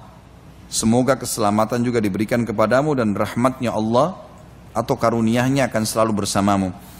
Lalu beliau melanjutkan hadisnya Nabi SAW, setiap orang yang masuk surga menurut bentuk Adam atau mengikuti bentuknya Adam alaihissalam, tingginya 60 hasta. Bentuk tubuh itu terus menerus berkurang sejak setelah penciptaan ini itu hingga sekarang. Maksudnya di dunia Adam alaihissalam 60 hasta. Makin dekat kiamat makin pendek. Dan memang manusia makin memendek postur tubuhnya. Makanya sekarang kalau ada orang tingginya 2 meter itu sudah kita anggap sangat tinggi kan. Kita kaget, kagum kadang-kadang. Atau mungkin 2,5 meter. Kalau di zaman dulu itu kecil sekali. Nabi Adam alaihissalam 60 hasta ya. Berarti 27,5 meter. Tingginya. Alaihissalatu wassalam. Dan kita nanti di akhirat akan kembali dengan poster itu. Makna daripada potongan hadis terakhir ini, dan akan terus berkurang sampai hari ini, maksudnya sampai menjelang kiamat, mereka terus akan memendek poster tubuhnya sampai nanti di akhirat dibangkitkan kembali dengan poster awalnya Adam alaihissalam. Pasal ke-26, keridhaan yang abadi. Di dalam surah Al-Imran, silakan dibuka surah Al-Imran-nya. Ayat 15. Ini tentu surah nomor 3. A'udzu billahi minasyaitonir rajim. Qul a'unabbi'ukum bi khairin min dzalikum lilladzina ittaqaw 'inda rabbihim jannatun tajri min tahtiha al-anharu khalidina fiha jannatun tajri min tahtiha al-anharu khalidina fiha wa azwajun mutahharatun wa ridwanun minallah wallahu basirun bil ibad. Untuk orang-orang yang bertakwa kepada Tuhannya, maukah saya beritahukan kepada kalian sesuatu yang lebih baik daripada kehidupan dunia kalian ini? Untuk orang-orang yang bertakwa, patuh kepada Tuhannya, pada sisi Rabb mereka ada surga yang mengalir di bawahnya sungai-sungai. Mereka kekal di dalamnya dan mereka dikaruniai istri-istri yang disucikan serta keridhaan Allah. Yang kita garis bawahi, keridhaan Allah ini saksi bahasan. Masalah pasangan hidup sudah kita jelaskan dulu di sifat para wanita ahli surga. Dan Allah maha melihat hamba-hambanya. Kemudian selanjutnya surah Al-Bayyinah, surah nomor 98 ya. Ayat 7 dan ayat 8. A'udzu billahi minasyaitonir rajim. Innal ladzina amanu wa amilus solihati ulaika hum khairul bariyah. Jazaohum 'inda rabbihim jannatu 'adnin tajri min tahtiha al-anharu khalidina fiha. tajri min tahtiha jannatu adnin tajri min tahtiha al-anharu khalidina fiha abada radhiyallahu anhum wa radu an dzalika liman khasyiya rabbah. Sesungguhnya orang-orang yang beriman dan mengerjakan amal saleh, mereka itu adalah sebaik-baik makhluk. Jadi kalau ada pemahaman teman-teman sekalian, oh, orang beriman itu buruk, orang beriman itu begini dan begitu, itu salah semuanya. Orang beriman adalah sebaik-baik makhluk. Kalau ada orang beriman satu yang pakaiannya kotor atau kata-katanya kasar, itu dia secara individu, karena Allah nggak pernah perintahin itu kok. Allah perintahin kebaikan, suruh bersih, suruh rapi, suruh baik. Balasan mereka di sisi Rabb mereka adalah surga Aden yang mengalir di bawahnya sungai-sungai. Mereka kekal di dalamnya selama-lamanya. Allah ridho terhadap mereka dan mereka pun ridho kepadanya. Yang demikian itu adalah balasan bagi orang-orang yang takut kepada Rabb-nya. Baik, untuk lebih jelasnya kedua ayat ini kita akan bacakan sabda Nabi sallallahu alaihi wasallam yang merincikan masalah kita, masalah ridhonya Allah itu. Di dalam hadis Bukhari Muslim, Abu Sa'id Al-Khudri radhiyallahu anhu meriwayatkan sabda Rasulullah sallallahu alaihi wasallam, "Inna Allah azza wa jalla yaqulu li ahli al-jannah, ya ahlal jannah, fayaqulun labbaika rabbana wa sa'daik wal khairu fi yadaik, fayaqulu hal raditum, fayaqulun wa ma lana la narda ya rabbana wa qad a'taytana ma lam tu'ti ahadan min khalqik, fayaqul ala u'tikum afdala min dhalik, fayaqulun wa ayyu shay'in afdal min dhalik, fayaqul uhillu alaikum ridwani fala askhatu alaikum ba'dahu abada." Allah berfirman kepada ahli surga, wahai ahli surga. Mereka menjawab, kami memenuhi sebenarnya, lebih tepat ya, kami memenuhi panggilanmu wahai Rabb kami. Lalu Allah bertanya, apakah kalian sudah ridha? Sudah terima belum? Ridha ini maknanya kalau di Indonesia kan Bapak Ibu sekalian, di atas pemberian. Jadi gini, kalau ada orang butuh uang 1 juta, kemudian kita tanya dia, apa sebenarnya yang kamu lakukan? Oh, saya tidak ada kegiatan, saya cuma mau bayar utang 1 juta. Lalu kemudian kita memberikan dia 10 juta. Ini loh, 10 juta. Kamu ambil uang ini, jadikan sebagai modal. Maka pada saat itu, karena seseorang diberikan di atas kebutuhan dia akan ridho. Ridho ini penerimaan diikuti dengan kepuasan sepenuhnya. Gitu. Maka Allah tanya, apa kalian sudah ridho? Sudah puas gak dengan semua ini yang saya berikan? Ya. Maka mereka berkata ahli surga, dan ini menandakan ahli surga sudah sangat luar biasa iman mereka, karena mereka tidak memungkiri nikmatnya Allah. Ya. Mereka menjawab, apa alasan kami untuk tidak ridho? Padahal engkau telah memberikan kepada kami apa yang belum pernah engkau berikan kepada makhlukmu yang lain. Maksudnya para malaikat pun yang mulia mereka bertugas. Setelah ahli surga masuk surga pun mereka masih menjalankan tugasnya, ya, yang Allah SWT perintahkan. Mereka bukan menikmatin seperti kita. Jadi ada makhluk Allah yang tidak mendapatkan. Hewan-hewan mereka tidak masuk ke surga. Ya, tumbuh-tumbuhan, ya sudah. Fasilitas selama di dunia sudah selesai. Walaupun hewan-hewan dibangkitkan nanti di mahsyar, kemudian akan dihisab. Kenapa hewan yang bertanduk menanduk temannya yang tidak bertanduk, gitu kan? Tapi sebagian ulama mengatakan setelah itu Allah SWT sudah hilangkan mereka. Nggak ada lagi dibawa ke surga, gitu kan. Lalu Allah berfirman kepada mereka, aku akan memberikan kepada kalian yang lebih baik daripada itu. Mereka bertanya, wahai Rabb kami, wahai pencipta kami, adakah sesuatu yang lebih baik daripada semua ini? Udah luar biasa nih yang kau berikan kepada kami. Maka Allah menjawab, aku menghalalkan atas kalian keridhoanku dan aku tidak akan murka kepada kalian selama-lamanya. Dan ini sebuah karunia yang luar biasa. Karena Allah tidak akan marah lagi. Dalam sebuah riwayat lain kata Nabi SAW, maka semua penghuni surga senang dan ketahuilah penghuni surga tidak akan berbuat kesalahan. Nanti di surga kita tidak akan buat kesalahan. Walaupun Allah ridha, walaupun Allah membebaskan kita mengerjakan apa saja, ahli surga tidak akan buat kecuali kebaikan. Sebagaimana sabda Nabi SAW, karena orang sudah tahu Tuhannya, orang sudah jelas bagi dia, gitu kan, segala macam fasilitas, sudah nggak ada lagi keburukan-keburukan. Termasuk pasal yang sangat penting adalah kita terus menekankan masalah pentingnya, ya, pemahaman abadinya seseorang di surga.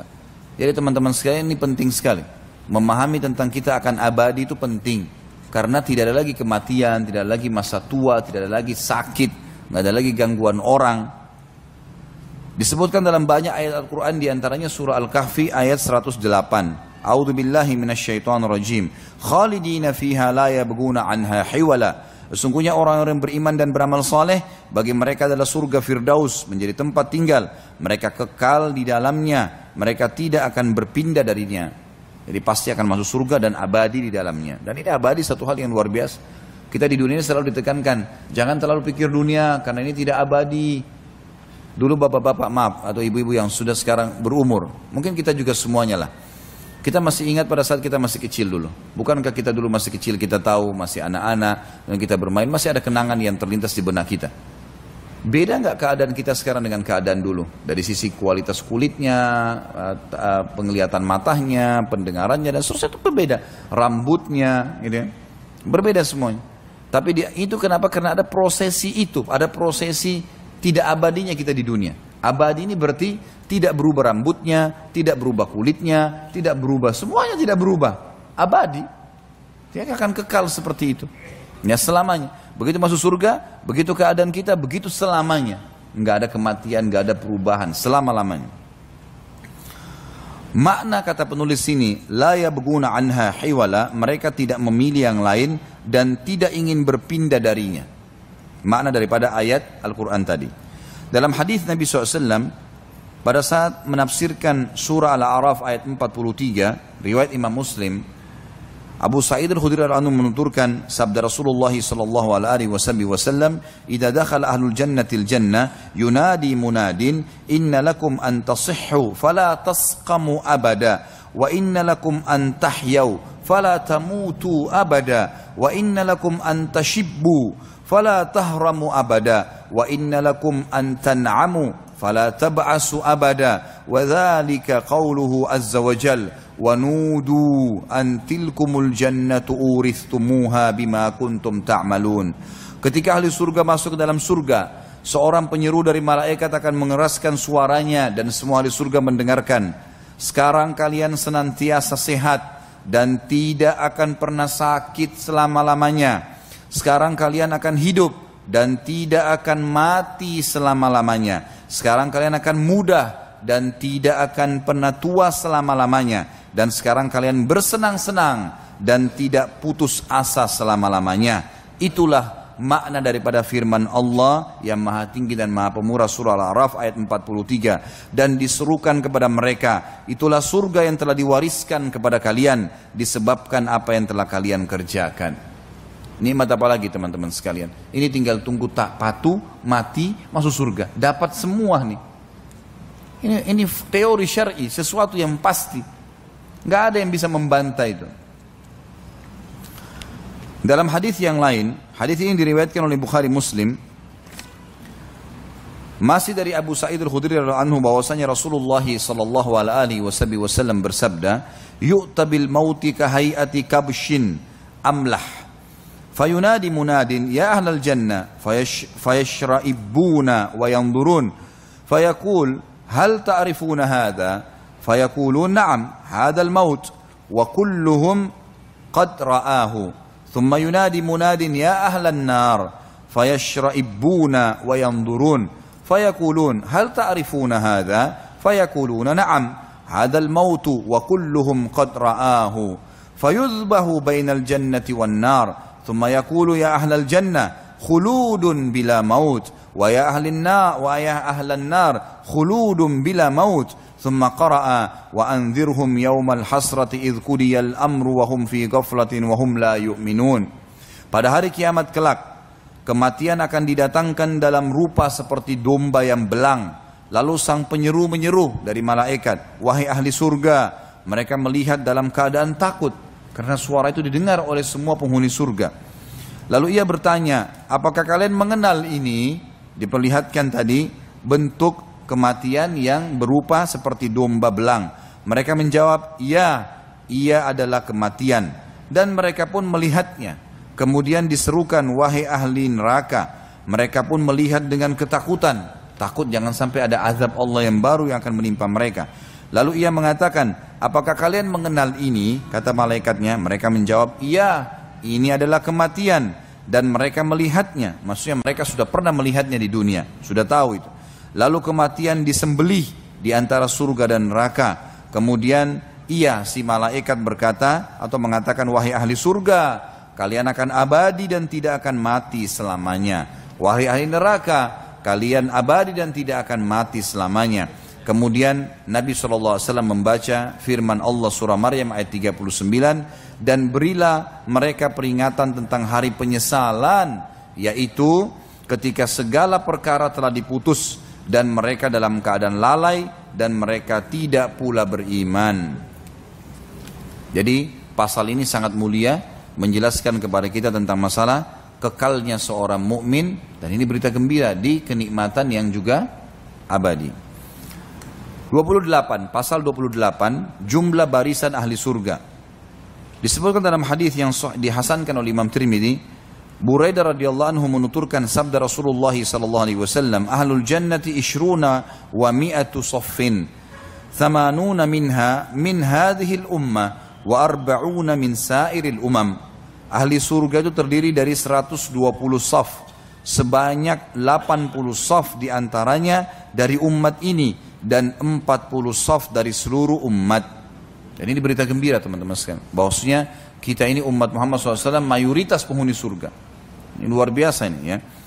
Abdullah bin Mas'ud radhiyallahu anhu mengatakan dalam hadis yang diriwayatkan Bukhari Muslim, kami pernah bersama Nabi SAW lalu beliau bertanya, apakah kalian ridha menjadi seperempat penghuni surga? Jadi kalau penghuni surga sekian jumlahnya, seperempatnya kalian? Maka kami menjawab, iya tentu ya Rasulullah. Beliau menjawab, bertanya lagi, apakah kalian ridho kalau kalian menjadi sepertiga ahli surga? Maka kami pun menjawab, iya. Beliau SAW berkata lagi, demi zat yang jiwaku berada di tangannya, sesungguhnya aku berharap kalian menjadi separuh ahli surga. Hal ini mengingat surga tidak dimasuki kecuali oleh jiwa yang muslim. Tidaklah kalian berada di tengah kaum musyrik, melainkan seperti sehelai rambut putih di atas kulit sapi hitam, atau seperti sehelai rambut hitam di atas kulit sapi merah. Hadis ini menjelaskan kepada kita bahwasanya umat Muhammad SAW adalah mayoritas penghuni surga. Dan alhamdulillah ini berita gembira, gitu kan? Ini berita gembira. Bahkan ada hadis Nabi SAW yang dikatakan, yang berbunyi, sudah pernah kita jelaskan di masalah neraka ini, masalah bab syafaat, gitu kan? Akan dikeluarkan dari api neraka siapa yang dalam hatinya seperti biji sawi dari kalimat la ilaha illallah, atau dalam hadis lain dikatakan dari keimanan. Dan ini berita gembira tentunya, walaupun mereka disiksa dulu, naudzubillah ya. Pasal ke-29, ahli surga yang masuk terakhir. Dan ini disebutkan di dalam hadis Bukhari Muslim.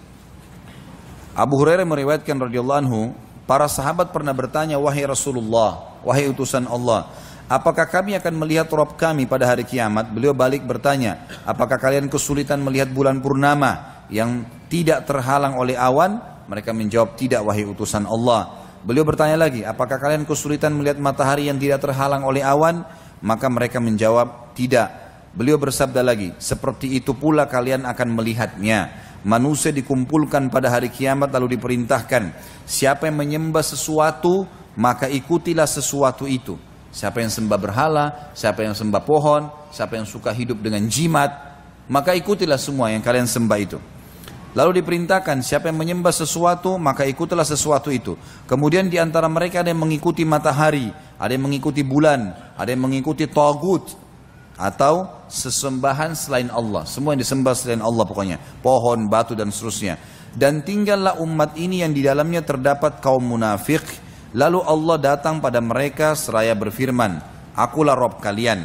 Mereka menjawab, kami tetap di sini hingga Rabb kami datang kepada kami. Ketika Rabb kami datang, maka kami mengenalnya. Lalu Allah datang kepada mereka seraya mengatakan, akulah Rabb kalian. Mereka mengatakan, engkau Rabb kami. Lalu dia menyeru, dan sirat atau titihan diletakkan di antara dua daratan jahanam. Akulah Rasul pertama yang menyeberangkan umatnya. Di sini sampai sini dulu kita perlu perbaikin. Ya. Allahu alam, yang saya lihat dari lafaz hadis ini ada kesalahan di terjemahan. Sehingga yang dimaksud di sini adalah nanti akan terdapat ditinggalkan dan tinggallah umat ini dan di dalamnya terdapat kaum munafik. Lalu Allah datang pada mereka seraya berfirman. Yang dimaksud di sini adalah Allah datang kepada orang-orang beriman. Jangan difahami orang munafik ya. Orang-orang beriman, karena kalimat munafik tadi itu adalah disebutkan orang-orang beriman dari umat ini dan diantaranya ada orang-orang munafik. Gitu kan. Lalu pada saat itu kata Nabi SAW, akulah Rasul pertama, utusan Allah yang menyeberangkan umatnya di atas sirat. Dan tidak ada seorang pun pada hari itu yang berbicara kecuali para Rasul. Ucapan para Rasul pada hari itu ialah, ya Allah selamatkan, selamatkan. Di neraka Jahannam terdapat besi-besi runcing seperti duri sa'dan. Jadi ada satu pohon, durinya itu seperti pedang bentuknya, tajam sekali, gitu kan. Dan kalau pedang biasanya satu sisi saja tajam, ini enggak, kiri kanannya kalau disentuh tajam. Biasanya kan duri bagian atasnya, ini enggak, semua batangnya itu tajam semuanya. Apakah kalian pernah melihat duri sa'dan? Mereka menjawab iya. Beliau melanjutkan, iya seperti duri sa'dan, cuma tidak ada yang mengetahui kadar besarnya kecuali Allah. Tidak ada yang mengetahui yang menyambar manusia tergantung pada perbuatannya, maksudnya yang lewat di atas sirat. Dan sudah pernah kita jelaskan ini. Maka orang-orang yang harus masuk neraka dulu akan disambar oleh duri itu. Di antara manusia ada yang binasa karena amalnya, ada pula yang dihinakan lalu selamat. Yang binasa karena amal maksudnya amal buruknya ya. Dia kafir, dia banyak berbuat dosa, maka dia binasa masuk neraka. Ada juga orang yang dihinakan lalu selamat, maksudnya dia bisa bermakna seperti yang saya pernah sebutkan. Kalau ada orang ditimbang di timbangan amalnya hari kiamat, maka dia kalau amal buruknya misalnya 1000, amal solehnya 900, maka dia butuh minimal 101 pahala untuk menyelamatkannya. Lalu datanglah orang-orang yang memberikan syafaat untuk dia, sehingga akhirnya dia dapat 101 pahala tambahan, selamat dia. Dengan 1 pahala selamat masuk surga. Tapi karena tadinya sebenarnya kalau tidak ada yang bantu dia harus masuk neraka dulu. Ini yang dimaksud dengan makna. Ada pula orang yang dihinakan, dia sebenarnya terhina bisa masuk neraka, tapi akhirnya selamat. Ini bisa bermakna ini, karena dia dapat syafaat, dia ditolong. Makna yang lain adalah orang-orang yang sudah terlanjur masuk neraka karena beriman dikeluarkan melalui syafaat orang-orang yang beriman. Hingga ketika Allah hendak memberi rahmat pada siapa yang dikehendakinya dari ahli neraka, maksudnya Allah keluarkan mereka, maka Allah memerintahkan para malaikat agar mengeluarkan siapa saja yang menyembah Allah. Lalu para malaikat mengeluarkan mereka dan mengenali mereka lewat bekas sujud, karena Allah mengharamkan pada neraka untuk melahap bekas sujud. Akhirnya mereka dikeluarkan dari neraka dalam keadaan telah hangus terbakar. Lantas disiramkan kepada mereka air kehidupan, sehingga mereka tumbuh sebagaimana biji-bijian tumbuh di aliran air. Kemudian Allah selesai mengadili di antara para hambanya. Dan masih ada satu orang yang berada di antara surga dan neraka. Ia adalah penduduk neraka yang termasuk yang terakhir masuk surga. Ia menghadapkan mukanya ke arah neraka lalu mengatakan, wahai Rabb, palingkanlah wajahku dari neraka, karena baunya menggangguku dan apinya membakarku. Lalu Allah bertanya kepadanya, akankah bila aku melakukannya, kamu tidak akan meminta selain itu? Ia menjawab, tidak demi keperkasaanmu. Ia pun berjanji kepada Allah, lalu Allah memalingkan wajahnya dari neraka. Ketika ia menghadap ke arah surga, ia melihat keindahannya, maka ia diam sejenak. Kemudian ia mengatakan, wahai Rabb, sampaikanlah aku di pintu surga. Allah mengatakan, bukankah kau telah janji tidak akan meminta selain yang telah kau minta? Ia mengatakan, wahai Rabb, aku tidak menjadi makhlukmu yang paling celaka. Maksudnya, aku tidak mau celaka ya Allah, sampaikan di situ. Allah bertanya, akankah bila aku memberikan hal itu kepadamu, kamu masih meminta selainnya?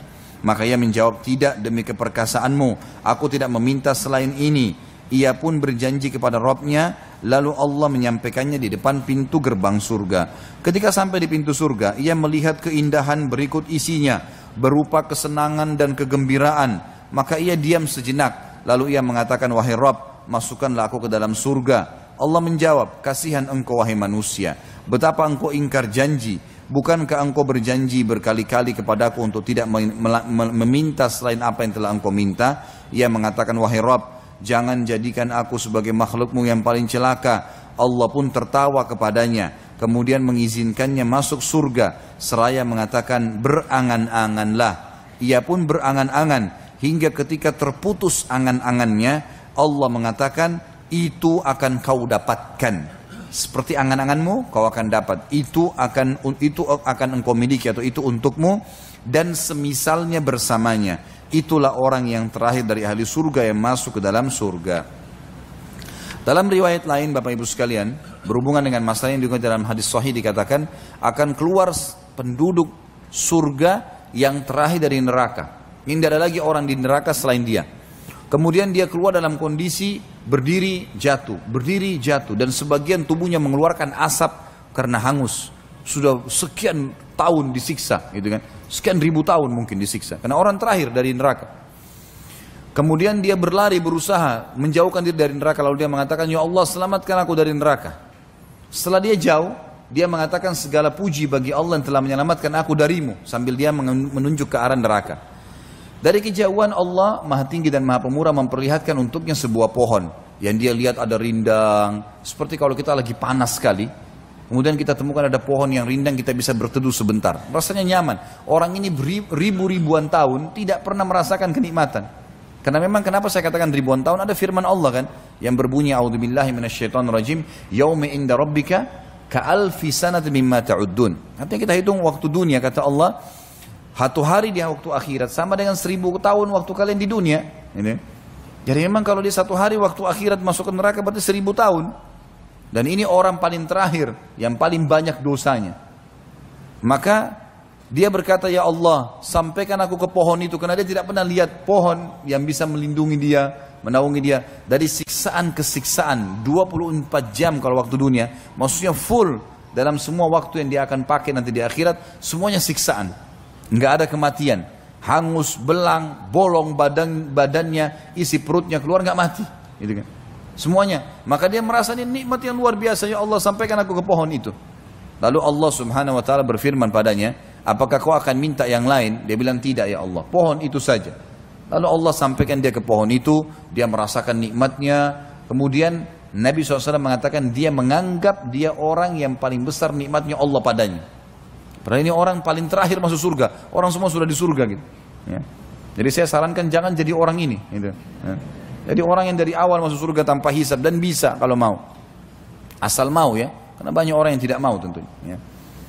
Kemudian kata Nabi SAW, Allah setelah dia puas dengan naungan pohon itu memberikan kepada dia pohon lebih besar. Ada buah-buahannya, ada airnya. Lalu kemudian dia pun meminta, dia mau minta sama Allah, dia malu, tapi dia tergoda melihat buah-buahan. Ini tadi cuma pohon, ini ada buah, ada air. Maka dia mengatakan, ya Allah, aku memohon, ya, pohon dan buah itu serta air dan saya tidak minta yang lain. Kata Allah, apa kau yakin kau tidak minta yang? Dia bilang tidak. Maka Allah pun menyampaikan di pohon tersebut. Dia makan, dia nikmatin airnya, segala macam. Dan dia menganggap dia orang yang paling besar, nikmat Allah padanya. Kemudian setelah dia puas, Allah SWT dari kejauhan membukakan baginya pintu gerbang surga. Tercium olehnya bau wangi surga. Lalu dia lihat orang-orang surga pakai baju sutra, luar biasa fasilitas istanahnya, kenikmatan yang abadi, luar biasa. Dia mau minta sama Allah tapi dia malu. Dia sudah janji tadi tidak minta yang lain, cuma surga. Maka dia bilang, ya Allah masukkan aku ke dalam surgamu dan aku tidak akan minta yang lain. Gitu. Maka Allah SWT mengatakan, hai anak Adam, sungguh kau tidak pernah puas dengan apa yang aku berikan. Apakah kau ridha kalau aku memberikan untukmu seperti yang dimiliki oleh raja terkaya dunia? Maka dia mengatakan, tentu hai Tuhanku, aku ridha. Raja terkaya dunia siapa? Nabi Sulaiman alaihissalam. Enggak ada lebih kaya dari Nabi Sulaiman alaihissalam. Ya. Kalau mau kemana-mana, mau ke singgasana dari ranjang tidurnya saja, angin yang bawa, enggak injak tanah lagi. Alaihissalam. Luar biasa kelebihannya. Istananya dari kaca, segala macam jin semuanya bisa tunduk dengan dia. Hewan-hewan bisa ngerti bahasanya. Maka Allah SWT mengatakan, apa kau ridho kalau aku berikan kamu yang dimiliki raja terkaya dunia? Dia bilang, aku ridho hai Tuhanku. Maka Allah mengatakan, dan engkau akan dapat yang serupa dengannya. Double. Dia mengatakan, aku ridho hai Tuhanku. Allah bilang, kau akan dapat serupa dengannya. Aku ridho hai Tuhanku. Sampai 10 kali. Karena gembiranya sudah 10 kali. 10 kali yang dimiliki Raja Sulaiman alaihissalam ini luar biasa. Ya. Maka kata dia, ya Allah, engkau hambaku dan aku Tuhanmu. Karena gembiranya. Dibalik sama dia. Lalu Nabi SAW tersenyum menyampaikan hadis ini sampai urat leher beliau terlihat alaihissalam. Dia berita gembira. Ini nikmat orang yang paling rendah di surga. 10 kali lipat yang dimiliki raja terkaya dunia. Bagaimana dengan orang yang dari awal masuk. Bagaimana orang yang masuk surga tanpa hisab, yang surga Firdaus yang luar biasa. Makanya kata Nabi SAW, nggak ada orang yang masuk surga dengan amalnya. Amal hanya menentukan derajat, tapi dengan rahmat Allah. Termasuk Anda ya Rasulullah, termasuk saya. Kalau bukan karena Allah menyelimuti saya dengan rahmatnya, maka tentu juga tidak bisa dapat. Semua masuk dengan rahmatnya Allah. Dan kata Nabi SAW dalam hadis lain, kalau kalian minta surga, mintalah Firdaus, karena dia tempat tertinggi di surga. Kita mungkin tidak bisa mengukur amal kita yang sedikit dengan surga Firdaus, tapi rahmatnya Allah. Ngerengek sama Allah Subhanahu wa ta'ala. Ya Allah, surga Firdaus, ya Allah, Allah Maha Penyayang, Maha Pendengar. Tinggal minta saja, dikasih. Jadi jangan mau masuk surga pas-pasan, masuk surga yang luar biasa, sekalian minta, gitu kan? Walaupun sebenarnya orang yang paling rendah di surga seperti ini nikmatnya. Pasal terakhir kita dalam masalah surga, dan alhamdulillah yang telah memudahkan kita menyelesaikan buku ini. Semoga tinggal Allah mudahkan kita mengamalkan isinya. Ya. Keadaan surga lebih dari yang digambarkan. Allah dalam sebuah hadis yang sahih, hadis Nabi SAW riwayat Bukhari Muslim, pada saat menjelaskan surah As-Sajdah ayat 17, Abu Hurairah radhiyallahu anhu meriwayatkan sabda Nabi SAW, qala Allah azza wa jalla, a'dadtu li'ibadi salihina ma la 'ainun ra'at wa la udhunun sami'at wa la khatara 'ala qalbi bashar misdaqu dhalika fi kitabillah fala ta'lamu nafsum ma ukhfiya lahum min qurrati a'yunin jazaa'an bima kanu ya'malun. Allah berfirman, Allah yang Maha Tinggi dan Maha Pemurah berfirman, aku telah siapkan untuk hamba-hambaku yang saleh. Saleh mengerjakan semua perintah, tinggalkan larangan. Apa yang tidak pernah dilihat oleh mata, tidak didengar oleh telinga, dan tidak pula terlintas di hati manusia. Bukti hal tersebut terdapat dalam kitabullah yang berbunyi dalam surah Sajdah ayat 17, seseorang tidak mengetahui apa yang disembunyikan untuk mereka, yaitu bermacam-macam nikmat yang menyedapkan pandangan mata sebagai balasan terhadap apa yang telah mereka kerjakan. Di dalam hadis Bukhari yang lain, Sahal bin Sa'ad As-Sa'idi radhiyallahu anhu menuturkan sabda Rasulullah sallallahu alaihi wasallam, tempat cemeti di surga itu lebih baik daripada dunia dan seluruh isinya. Tempat sapu tangan lebih baik daripada dunia dan seluruh isinya. Bayangkan kalau kita miliki dunia dan seluruh isinya. Orang memiliki Rawamangun saja ini sudah luar biasa dianggap kaya, ya. Tuan tanah di Rawamangun. Apalagi kalau Jakarta Timur, apalagi kalau seluruh Jabodetabek, apalagi kalau seluruh Indonesia, apalagi kalau seluruh dunia. Tempat cemeti di surga lebih baik daripada dunia dan seluruh isi. Tempat cemetinya saja, gitu kan. Dalam hadis yang lain riwayat Bukhari, Abu Hurairah radhiyallahu anhu meriwayatkan sabda Rasulullah SAW, sungguh tali busur salah seorang dari kalian di surga itu lebih baik daripada segala yang diterbiti dan diterbenami oleh matahari. Makna yang lain adalah tali busur, ada hadisnya yang menyebutkan yang kalian gunakan di jalan Allah berperang, gitu kan? Itu lebih baik daripada dunia, lebih baik daripada terbitnya dan terbenamnya matahari. Bisa juga bermakna seperti awal hadis ini, kalau di surga akan ada tali busur seseorang. Allahu alam dia gunakan untuk apa, tapi yang jelas penyampaian Nabi SAW kita imani. Kemudian hadis yang lain riwayat Bukhari juga, Anas radhiyallahu anhu menuturkan, meriwayatkan sabda Rasulullah SAW, ahli surga yang paling rendah derajatnya untuk orang, ya, yang dilayani 10.000 pelayan. Hadis Bukhari. Tangan masing-masing mereka membawa 2 piring. 10.000 pelayan, masing-masing bawa 2 piring. Yang satu terbuat dari emas, yang kedua terbuat dari perak. Berisi macam-macam makanan, buah-buahan, segala macam hal. 10.000 pelayan, berarti ada 20.000 piring. Dan dia bisa makan semuanya tanpa kenyang. Dia bisa nikmatin semua. Karena saya sudah sebutkan di surga tidak ada lapar, tidak ada kenyang. Orang makan karena kenikmatan. Inilah akhir dari apa yang berhasil dihimpun, kata beliau, tentang gambaran surga dari hadis-hadis yang sahih, dan aku memohon kepada Allah untuk menjadikannya sebagai pendorong untukku, kata penulis, dan untuk saudara-saudaraku kaum muslimin, bersungguh-sungguh bekerja keras dan mengorbankan apa yang berguna, apa yang berharga, guna mendapat anugerah terindah tersebut. Demikian pula aku memohon kepada Allah agar memudahkan jalan untuk kami, memasukkan kita semua sebagai ahlinya dan mengumpulkan kita di dalamnya bersama Nabi kita Nabi Muhammad SAW. Sesungguhnya Dia Maha Kuasa atas segala hal dan juga patut untuk mengabulkannya. Allahu a'lam. Alhamdulillah sampai sini sudah selesai tentunya. Tinggal Bapak Ibu sekalian saya ingin titik beratkan dan ingat selalu perkataan saya ini. Kita hadiri majelis ilmu ini bukan untuk seremoni, bukan untuk ngeramein. Bukan hanya sekedar diajak oleh teman, bukan hanya sekedar mau tahu apa isinya, gitu kan. Bukan untuk testimoni, nggak usah tes-tes datang ke sini, gitu kan. Tujuan kita untuk mendapatkan ilmu. Nggak usah lihat saya yang berbicara, tapi lihat apa yang sedang disampaikan. Bermanfaat, punya dalil yang jelas, ambil. Yakini, amalkan, meninggal insya Allah kita akan dapatkan apa yang dijanjikan. Penting sekali untuk itu. Banyak orang punya ilmu, tapi tidak mau mengamalkan, tidak bermanfaat bagi dia. Kiat istiqamah adalah sibuk menuntut ilmu, sibuk mengamalkan ilmu itu, dan juga membentuk lingkungan, kondisi, ya, teman-teman yang bisa mendukung untuk keduanya tadi, menuntut ilmu dan mengamalkannya.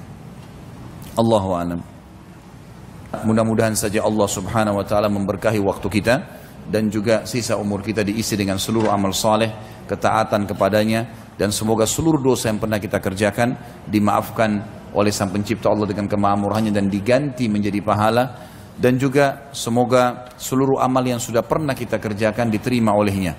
Dan kita selalu berdoa untuk saudara kita di Palestina, di Syria, di Yaman, di Irak, di Myanmar, di Ahsa, dimanapun mereka berada sedang tertindas. Semoga Allah ikhlaskan niat mereka, terima para syuhada mereka, muliakan Islam di tangan mereka dan tangan kita semua. Dan semoga Allah partisipasikan kita bersama mereka di pahala, baik dengan doa, dengan harta juga dengan jiwa kita. Dan semoga Allah dengan kemahamurahannya menyatukan kita semua di surga firdausnya tanpa hisab, mana Ia satukan kita di majlis ilmu yang mulia ini. Mungkin begitu saja. Subhanakallahumma wa bihamdika asyhadu an la ilaha illallah astaghfirullah wa atubu ilaih. Wassalamualaikum warahmatullahi wabarakatuh.